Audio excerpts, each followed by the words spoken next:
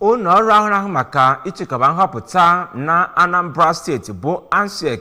agago n'ihu wee malite ịchịkọba ọzụzụ wee nye ndị dum ga-eso ha wee rụọ ya bụ ọrụ ịchịkọba nhọpụta na Anambra steeti nke na-abịa na 28 nke ọnwa ya bụ ọzụzụ bụ nọọ nke amalitere n'isi ụlọ ọrụ a nke dị n'Awka ma bụrụkwazịa nke ekwupụtara na ọ dọtara nnọọ ndị dịgasị iche iche sitere n'okpuru ọchị ime obodo dum enwegasịrị na Anambra steeti ka Chibụzọ Obidike kọchapụrụ gị akụkọ a.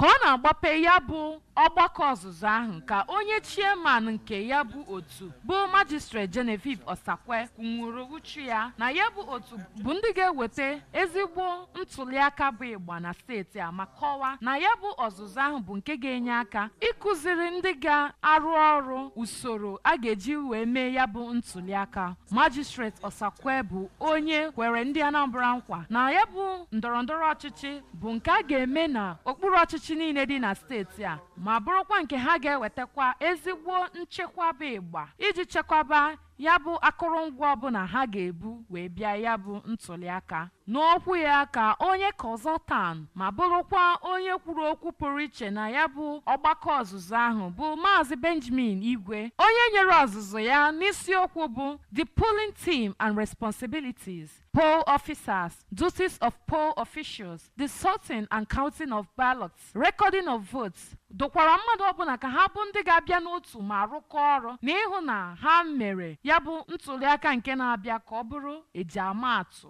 N'okwu ya pụrụ iche ka onye kọmishọna na-ahụ maka Legal Services nke otu ahụ bụ ọkaikpe Osita Igbokwe toro ya bụ ndị bịara ọzụzụ ahụ ka ha were ihe niile kụziri ha n'ọgbakọ ahụ wee tinye n'uju ma kọwaa ya bụ ọzụzụ dịka ihe dị mma nke ha nyere mmadụ ọbụla bịara ebe ahụ maka usoro ya bụ ntụliaka. Ndị bịara ọgbakọ ọzụzụ ahụ bụ ndị ekụzigasịrị usoro dị iche iche otu esi edesa ya bụ akọrọngwa, ndị otu ga-arụ ọrụ n'okpuru ọchịchị niile dị iche iche, ndị ga-agụ ya bụ ntụliaka, otu a ga-esi mee ya na ụzọ ka mma na imerime ndị ọzọ bụ ihe kụzigasịrị ha na ya bụ ọgbakọ ọzụzụ ahụ.